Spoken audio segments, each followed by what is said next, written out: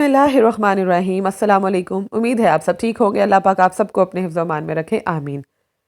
आज की वीडियो बहुत ही इंटरेस्टिंग होने जा रही है क्योंकि आज की वीडियो स्पेशली उन मदर्स के लिए है जो मौसम के बदलते ही बच्चों में होने वाले फ्लू, ड्राई कफ और चेस्ट कंजेशन जैसी बीमारियों की वजह से बहुत परेशान हो जाती हैं। मैं खुद भी उन्हीं मदर्स में शामिल हूँ। तो मैंने सोचा कि क्यों ना मैं अपना एक्सपीरियंस आप सबके साथ शेयर करूँ। कुछ ऐसी होम केयर टिप्स हैं जो मैं करती हूँ जिससे मैं और मेरे बच्चे काफ़ी हद तक रिलैक्स रहते हैं और अल्हम्दुलिल्लाह हमारा डॉक्टर्स के पास जाना काफ़ी हद तक कम हो जाता है। लेकिन एक बात का हमेशा ख्याल रखिएगा कि होम रेमेडीज़ तभी असर करती हैं जब आप बहुत अर्ली एज में बच्चों को होम रेमेडीज़ की आदत डालते हैं। जैसे ही मौसम चेंज होना स्टार्ट हो और अर्ली सिम्टम्स शो होने लगे तो आप होम रेमेडीज़ और होम केयर स्टार्ट कर दें। तो सबसे पहली बात जिस चीज़ का आपने बहुत ख्याल रखना है वो है आपके रूम की वेंटिलेशन। आपने अपने रूम की वेंटिलेशन का बहुत ख्याल रखना है। अपने कमरे में ताज़ी हवा आने दें। सुबह उठ के सबसे पहले अपने रूम की खिड़कियां खोलें, दरवाजे खोलें, पर्दे हटाएं ताकि आपके कमरे में ताज़ी हवा आए।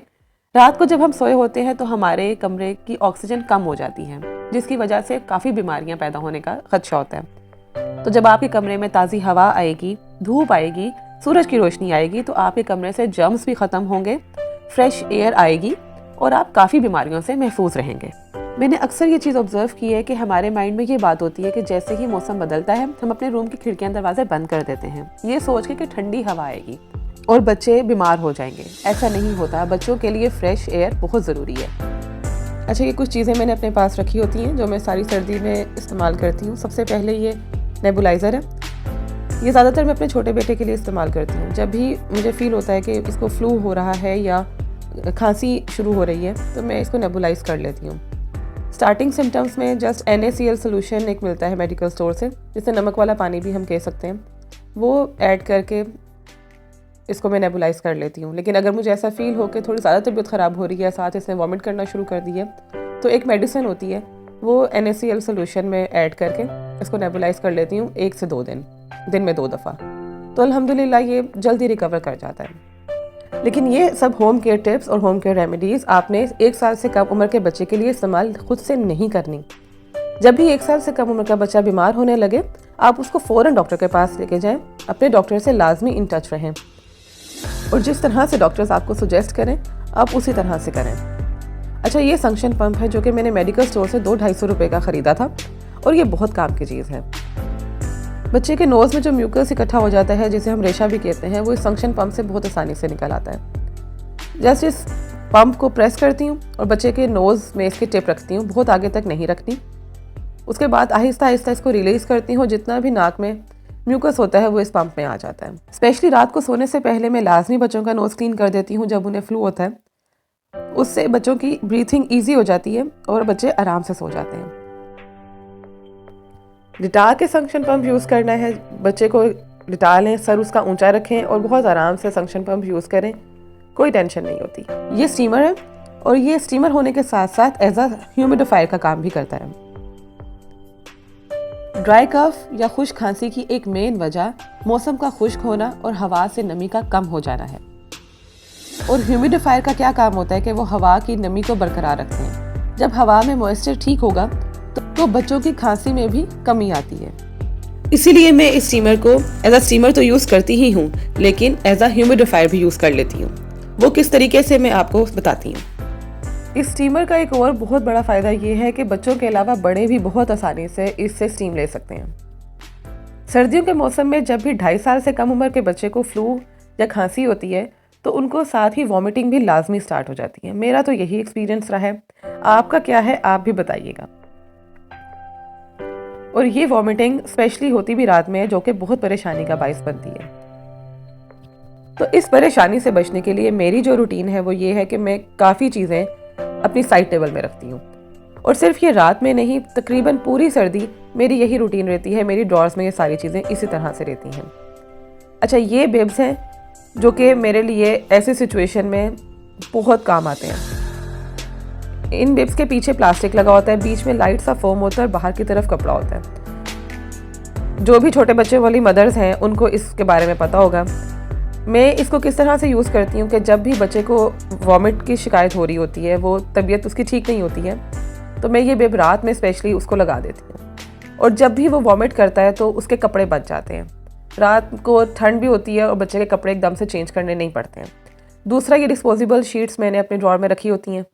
ये शीट्स भी मैं सर के नीचे उसके बिछाती हूँ, पिलो के नीचे या जिस पे भी बच्चे का सर होता है उस पे बिछा देती हूँ, ताकि वॉमिट जो है वो पिलो पे ना जाए, क्योंकि उससे फिर एक रूम में बहुत स्मेल हो जाती है और आपके लिए टेंशन भी बहुत बन जाती है।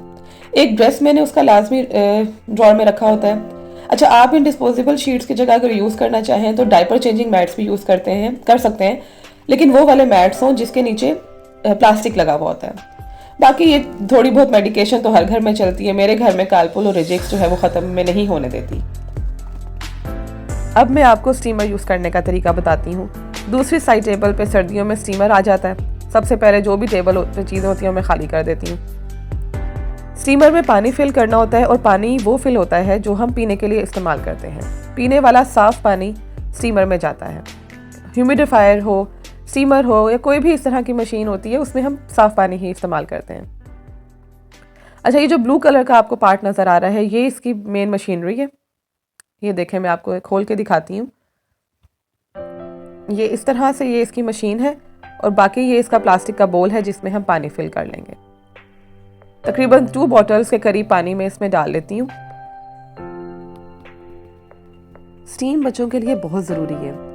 अगर हम प्रॉपर टाइम पे स्टीम देना बच्चों को शुरू कर देंगे तो बच्चों को काफ़ी हद तक चेस्ट कंजेशन से बचाया जा सकता है।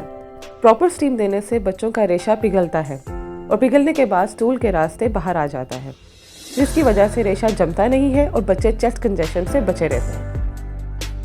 अगर स्टीमर की सहूलत ना भी हो तो आपने स्टीम बच्चों को ज़रूर देनी है। उसके लिए आप घर में किसी पतीले में पानी गर्म करें और उस पतीले के ज़रिए बच्चों को स्टीम दें।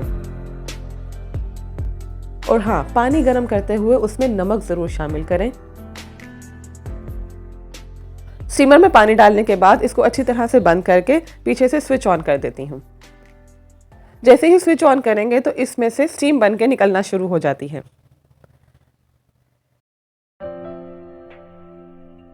ये आप देख सकते हैं, बहुत अच्छे से स्टीम इसकी निकलती है और ये बहुत सेफ होता है। जब से मैंने ये स्टीमर लिया है मैं बहुत रिलैक्स हो गई हूँ बच्चों को स्टीम देने के मामले में। रात को सोने से पहले स्टीम दे देती हूँ, उसके बाद 1.5 से 2 घंटे के लिए इस स्टीमर को एज अ ह्यूमिडिफायर ऑन कर देती हूँ, जिससे हवा में मॉइस्चर रहता है और बच्चों को खांसी नहीं होती और वो आराम सुकून से सोए रहते हैं। अब आपके दिमाग में एक सवाल ज़रूर आ रहा होगा कि इसके बोल में तो पानी सारा बहुत गर्म होता है और ये सेफ़ नहीं होगा, लेकिन ऐसा नहीं है। जो बोल में पानी है वो बिल्कुल ठंडा होता है। सिर्फ जो इस मशीन के अंदर पानी जाता है, जब प्रोसेस होता है ना पानी, तो जब वो इसके अंदर पानी जाता है सिर्फ वो गर्म होता है और वो स्टीम बन के साथ ही निकल जाता है। नीचे बोल में पानी सारा बिल्कुल ठंडा होता है और यही सबसे बड़ा इसका फ़ायदा है। आपको मेरी आज की वीडियो कैसी लगी है आपने मुझे ये ज़रूर बताना है। इस टॉपिक से रिलेटेड मैं मज़ीद वीडियोस बनाऊंगी जिसमें आपको स्टीमर से बच्चों को स्टीम किस तरह से देते हैं और घर के पैन में बच्चों को स्टीम किस तरह से दी जाती है वो भी बताऊंगी। और कुछ ऐसी बातें भी बताऊंगी कि हम बच्चों को किस तरह की डाइट दें सर्दियों में जिससे बच्चों की इम्यूनिटी स्ट्रांग हो। बच्चों की इम्यूनिटी स्ट्रांग होगी, बच्चे अंदर से मजबूत होंगे तो बच्चे बीमार भी कम होंगे और अगर खुदा न खास्ता बच्चे बीमार हो भी जाएं तो उसका मुकाबला वो अच्छे से कर सकेंगे। वीडियो अच्छी लगी हो तो वीडियो को लाइक एंड शेयर करना और चैनल को सब्सक्राइब करना ना भूलिएगा और आज की वीडियो को लाजमी आप अपनों के साथ ज़रूर शेयर कीजिएगा। मिलते हैं अगली इंटरेस्टिंग सी वीडियो के साथ, तब तक के लिए अल्लाह हाफिज़।